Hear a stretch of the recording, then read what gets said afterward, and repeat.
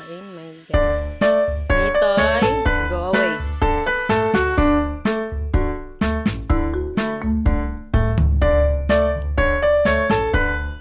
Up, up, up. Naku.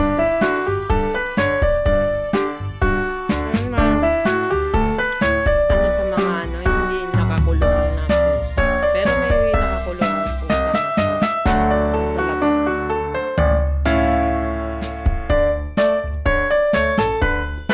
Fish. Ay, tama na, oy. Ang taba mo na.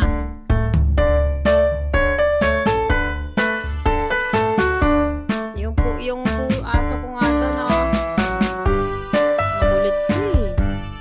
Hindi ako nabubusog nito eh. Si Nitoy.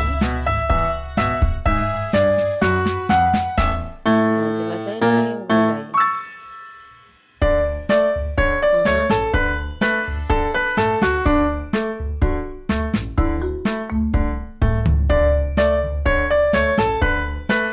Tama na kay mami na to.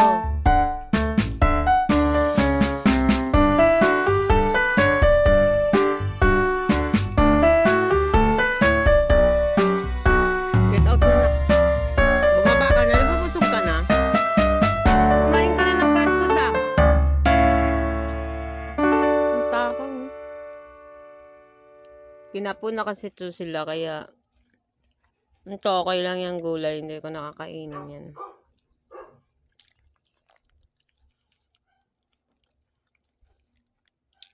Itong isda. Para sa kanila yan. Hindi naman nila mauubos.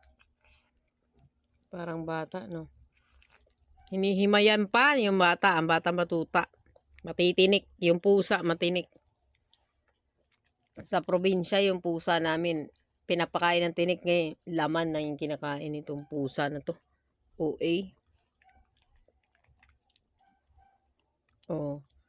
At saka hindi masyadong kasi, kasi yan dinaing ko. Pag masobrahan siya niyan, susuka.